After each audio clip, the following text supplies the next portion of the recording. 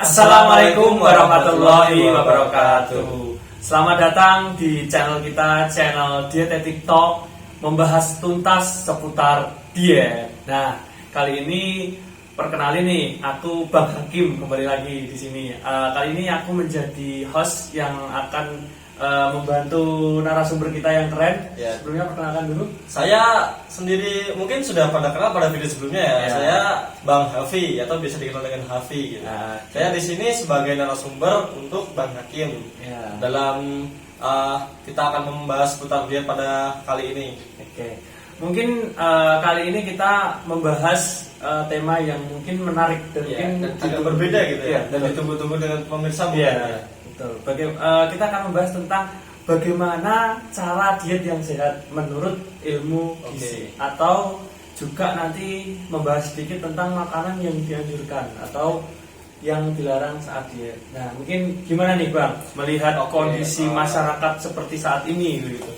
Untuk pertama-tama mungkin kita bisa mengenali tentang diet sehat itu nyatanya ya. Itu tidak semudah dan kedengarannya itu salah strategi justru bisa menjadi bumerang bagi kita sendiri jika ingin melakukan diet tersebut gitu. Iya, betul. Lalu tuh sebabnya cara diet sehat perlu untuk kita jadikan panduan yang tepat sebagai untuk mengurangi berat badan dan mungkin bisa untuk lebih menjaga pola hidup kita bisa menjadi lebih sehat gitu. Iya.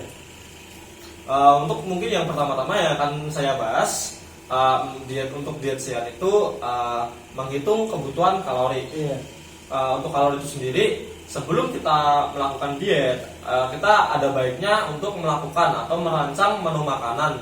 Ya, cara paling tepat untuk kita memulai atau diet sehat tersebut yaitu untuk mengenali kebutuhan kalori asupan harian kita sendiri.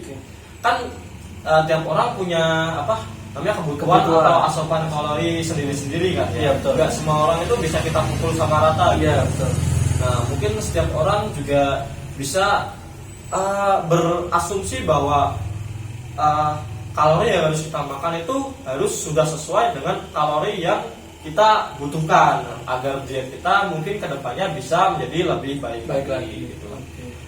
Apakah ada cara untuk menghitung kalori tersebut? Ada. Mungkin bisa menggunakan berbagai rumus gizi gitu ya, seperti menghitung BMR untuk bisa mengetahui total kalori yang bisa dibutuhkan untuk kita sendiri gitu. Mungkin yang aku tahu juga mungkin ada beberapa rumus penghitungan ya yang mungkin yang sangat simpel tuh menggunakan metode Broca. Itu juga lumayan simpel ya. Ya, itu juga termasuk untuk menghitung kebutuhan kalori kita sendiri.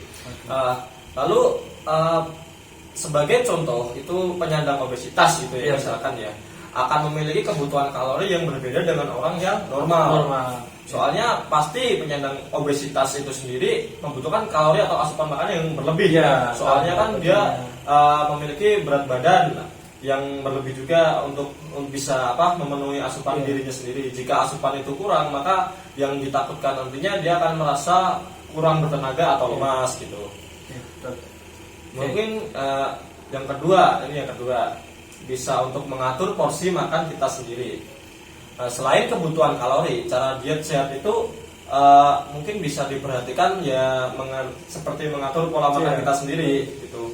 Pada saat menjalani diet bukan berarti kita harus menghindari berbagai jenis makanan. Pasalnya semua jenis makanan tetap dibutuhkan oleh tubuh kita sendiri. Hanya saja kita perlu untuk mengatur porsi makan dengan baik nih. Dengan Bang Hakim sendiri tuh biasanya kalau makan tuh suka over makan gitu atau mungkin sudah dijadwal sendiri oleh Bang Hakim nih. Mungkin kalau aku ya sehari-hari menjadi seorang mahasiswa yang mungkin jarang di rumah, kita kegiatan di luar ya, kita anak kos. Anak kos, metode makanku ya yang penting kita makan satu porsi.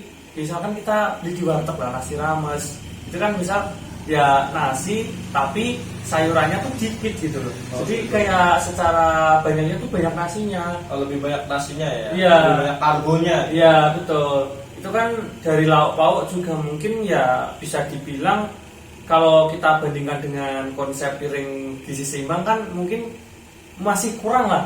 Nah, itu tadi juga Bang Hafi menyebutkan mengatur porsi makan. Nah, menurut Bang Hafi itu kita diet itu porsi makannya yang seperti apa sih begitu? Untuk porsi makan sendiri ya kita balikan ke pembahasan sebelumnya, Iya. seperti menghitung kebutuhan kalori kita sendiri tersebut itu.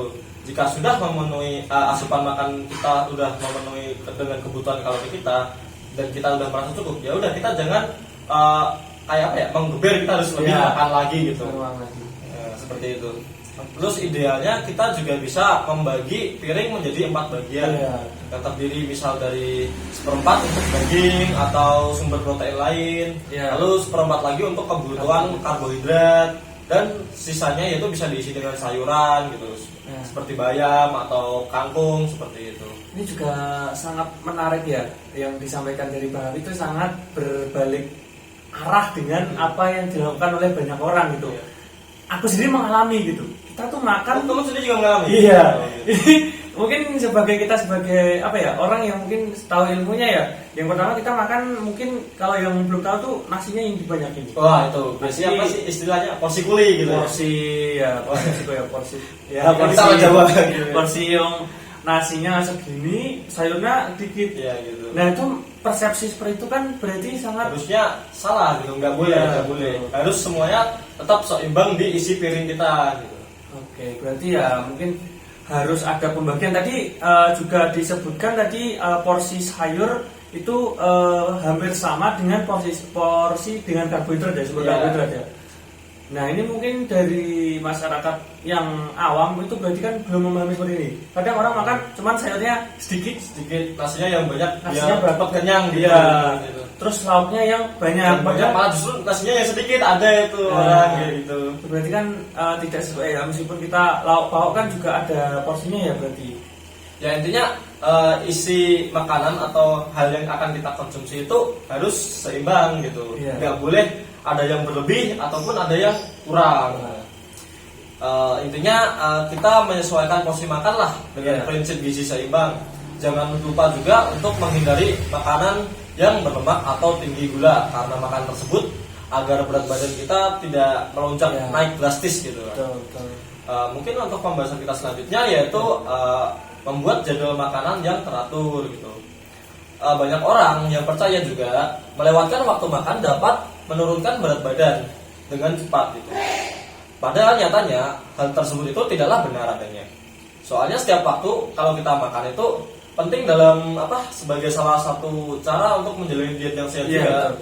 Jika kita melewatkan waktu makan, contohnya sarapan kan kebanyakan Iya. orang mungkin ada yang keburu-buru nih mau berangkat kerja atau mau berangkat kuliah gitu kan, mau buru-buru jadi nggak sempat untuk Iya. sarapan. Nah, itu betul. bisa menjadi impact yang besar buat kita Betul. nantinya dalam beraktivitas sehari-hari gitu. Ini yang seperti juga dialami beberapa banyak mahasiswa ya. Ini tuh makannya tuh dirapel. Gitu. Contohnya anak-anak kos gitu. Ya, anak-anak kos Kebanyakan itu anak-anak kos. kita mungkin berangkat ke kampus tuh jam-jam 10 lah. Itu kita nggak Jam usah makan pagi lah, gitu. nggak usah makan jam-jam 8 buru-buru telat. nggak keburu itu kalau misalnya. Ya mungkin sebenarnya keburu. Keburu sebenarnya. Mungkin emang pola hidupnya yang disengaja seperti itu gitu. Soalnya saya mengalami kalau misalkan kita ya udah nggak usah makan lah, nanti dirapel sampai sore begitu. Berarti kan itu merupakan ya mungkin salah ya. Itu bisa juga jadi kebiasaan yang buruk yang Iya. udah sering kita lakukan sejak dulu, Betul. jadinya udah terbiasa, jadinya melewatkan sarapan pagi. Padahal sarapan pagi itu penting loh. Iya, betul. Sangat penting sekali ya. Ya, melewatkan kita. itu. Terus jika kita ingin mengurangi porsi makan, kita bisa membagi 2 waktu makan Iya, menjadi 6 kali makan lah. iya. Seperti sepanjang hari itu dengan porsi yang kecil. Kuncinya itu kita harus tetap perlu menghindari makanan yang tinggi lemak dan tinggi kalori aja Iya, sih. betul. Biar tubuh kita nggak terlalu over, Iya, over kalori ya, kayak maksud. asupan kalori dan lemak itu biar nggak terlalu over juga, biar Betul. lebih menjaga tubuh kita gitu lah. Iya. Selain itu juga pastikan pula untuk tidak melewatkan sarapan, itu soalnya paling penting banget sih. Iya. Mungkin bisa lanjut ke topik kita yang berikutnya ya. Iya. Seperti topik kita berikutnya ini aslinya simple sih, Iya. simple. Tapi banyak orang yang mungkin menyepelekan gitu, Iya. yaitu Apa ya? makan pelan-pelan. Oh, Nah, berarti itu. kita makan pelan-pelan tuh maksudnya dari segi mengunyah Ya, makanan itu. gitu ya? Ya, kita harusnya tuh makan secara perlahan. Ternyata tuh bisa jadi bagian atau cara aman untuk kita menjalani diet gitu. Metode ini terkadang juga membuat kita bisa merasa kenyangnya lebih cepat ya.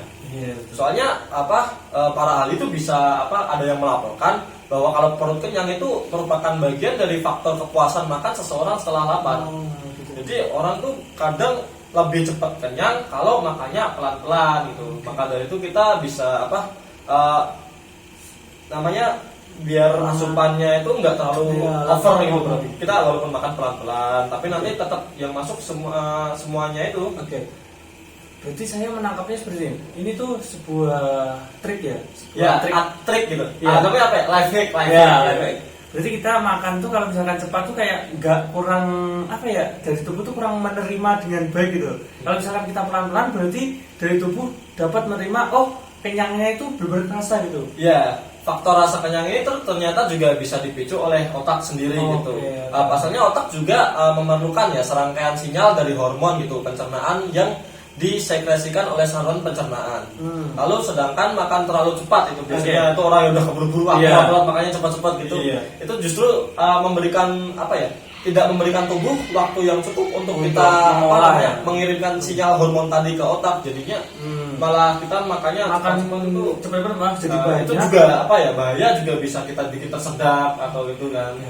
Ini mungkin sangat fakta yang sangat menarik ya untuk kita semua, apalagi kita di musim pandemi yang seperti lalu kita baca Iya. peraturan bahwa makan maksimal 20 menit di tempat. Itu kan berarti sangat berbahaya buat tubuh kita terkena obesitas itu.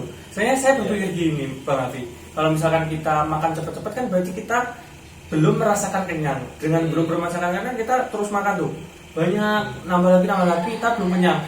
Nah, itu kan belum kenyang kan berarti di otak kita belum terkirim gitu hormonnya. Ya sinyal tadi Iya. dari hormon dari pencernaan kita Iya. itu nanti malah belum terkirim ke otak. Jadi Iya. kita malah nantinya ya kayak tadi tetap nambah lagi gitu. Jadinya kita nggak Iya. bisa semakin kenyang malah semakin lebih lapar nanti. Nah, semakin lebih lapar. Oke, mungkin selanjutnya yang akan saya bahas yaitu makan sampai tidak merasa lapar. Wah, Tahu nggak? makan sampai tidak merasa lapar. Ya, orang kalau lapar kan biasanya makan. Iya. Tapi kita ini makan sampai kita nggak terasa lapar lagi gitu. Oke. Nah, itu bagaimana itu berarti? Nah, bila kita pengen pengen mengikuti program menurunkan berat badan atau pada umumnya diet itu mau berhasil atau enggak tuh usahakan kita makan sampai tidak merasa lapar gitu. Iya. Jika kita makan tapi kita masih lapar, tapi kita makan tapi kita masih merasa lapar itu malah nantinya tubuh kita nanti ada kayak kontraksi atau malah nanti lemas atau malah gimana gitu. Kita pas makan tapi masih lapar nantinya kan kebutuhan asupan energi atau kalori kita nggak tercukupi nantinya. Mungkin tips ini tuh bisa bisa bertujuan untuk tubuh kita nggak kelebihan energi seperti yang saya bilang tadi dan akan disimpan sebagai lemak nantinya. Akibatnya berat badan kita pun nantinya akan kembali naik. Maka itu mulai dengarkan perasaan lapar kita sendiri. Insting kita kalau lapar ya kita harus makan gitu. Iya, Jangan kita ya makan dikit untuk nanti makan lagi gitu, malah nantinya kita nanti punya mindset kita lapar makan dikit biar nggak lapar lagi gitu, makan dikit tapi kalau di total semuanya kan lama-lama kita jadi makan banyak Malah dikumulatifkan tuh semakin Iya. semakin membludak lah kalori yang masuk ke dalam tubuh mungkin kita. bila kurang yakin ya mungkin bisa coba untuk makan pagi dengan porsi yang banyak dan mengurangi porsi untuk secara bertahap hingga makan malam nantinya gitu. Makanya itu sarapan tuh kunci. Sarapan itu adalah kunci biar kita hidupnya pola hidup untuk sehat pola hidup untuk makan kita tuh lebih sehat, lebih baik gitu ke depannya nantinya. Betul.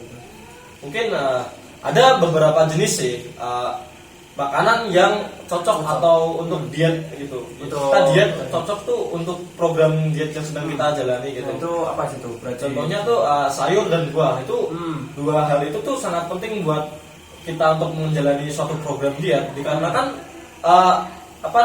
sayur dan buah ini tuh memiliki atau dapat dimakan secara bersama kan dengan makanan pokok lainnya gitu guna untuk mendapatkan gizi yang lebih seimbang.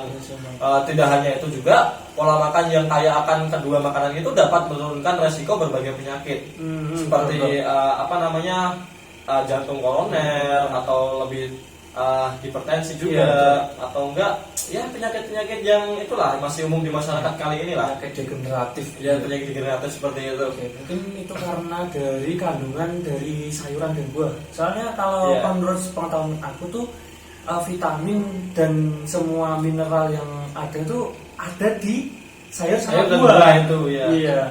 Mungkin ada juga yang orang mengimbangi atau mengkonsumsi pil atau tablet vitamin dan suplemen vitamin dan mineral Iya, tersebut. multivitamin. Sebaiknya atau itu kita itu sih jika asupan memang kita udah setiap hari mengasup sayur atau buah yang memang Iya.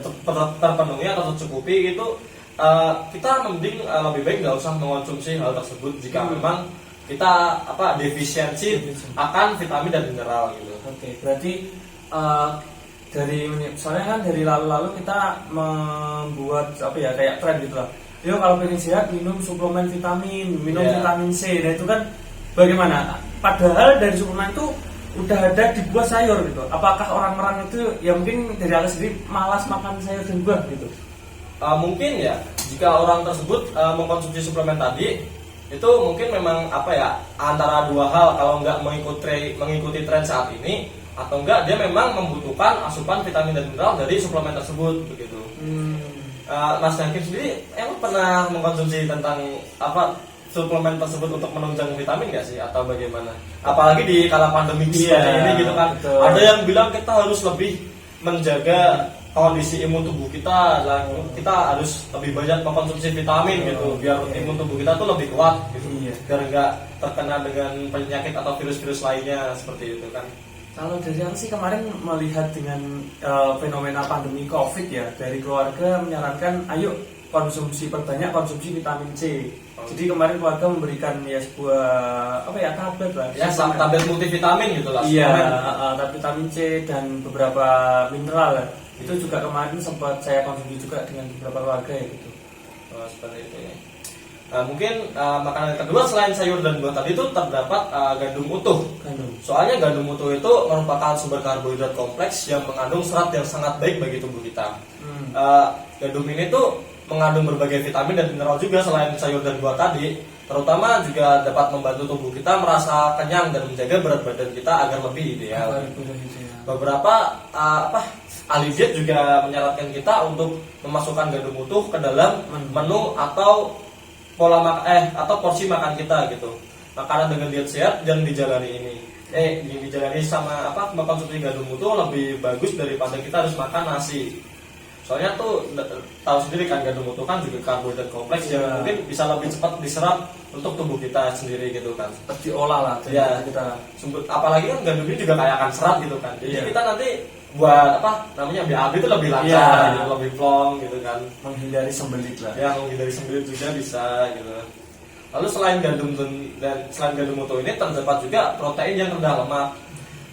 Jangan lupa juga protein itu juga menjadi sumber energi yang diperlukan sama tubuh. Ya meskipun itu menjadi energi cadangan. Ya, energi cadangan untuk tubuh setelah karbohidrat gitu kan. Juga setelah lemak kan. Terutama dalam cara mengikuti diet yang sehat gitu.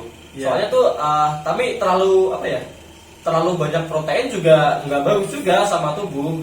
Soalnya kan terutama yang protein yang mengandung lemak tinggi juga itu kan. Malah kita diet mau turunin badan, malah badan lebih naik soalnya kita terlalu banyak mengkonsumsi protein apalagi yang membawa lemak juga. Lemak yang tinggi itu juga pula. Maka tuh hal tersebut bisa membahayakan juga buat diri kita sendiri gitu kan. Seperti nanti kita bisa terkena penyakit obesitas dan sejenisnya gitu. Mungkin yang selanjutnya itu juga kita harus membatasi gula-gulaan dan garam gitu. Soalnya diet biasanya tidak berhasil jika kita mengurangi asupan gula sama garam dan ini paling minyak sih. Soalnya jika kita membatasi ketiga komponen itu dianggap nanti cara efektif dalam menjalani diet tuh agak kurang gitu. Kita juga harus memantau tiga hal penting ini, gula, garam dan minyak. Soalnya tuh bisa menjadi kunci untuk diet kita agar lebih berhasil atau lebih ingin mendapatkan hasil yang diinginkan gitu. Makanan yang tinggi gula tuh dan garam biasanya tuh mengandung kalori dan tinggi gitu. Iya, betul. Yang tinggi soalnya nanti ditakutkannya asupan kalori kita tuh udah cukup, tapi kita nanti mengkonsumsi lebih makanan yang mengandung gula, garam dan minyak ini, jadinya nanti kita memiliki asupan kalori yang berlebih gitu kan.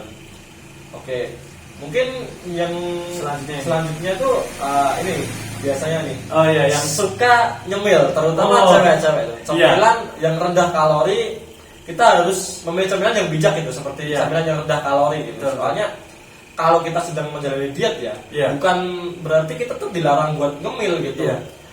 Kita boleh ngemil, cuman cemilan yang harus kita makan juga cemilan disaring tidak semua camilan. Oh, misalkan kita diet tapi pengen ngemil seblak itu salah gitu. Itu bukan nyemil, itu namanya makan. Itu namanya mukbang gitu. Mungkin yang dimaksud dengan camilan itu kriteria seperti apa sih? Apakah sebuah yang ada aturan, misalkan berapa kalori begitu maksimal, itu ada nggak sih seperti rules seperti itu? Untuk camilan sendiri tuh biasanya kita konsumsi dalam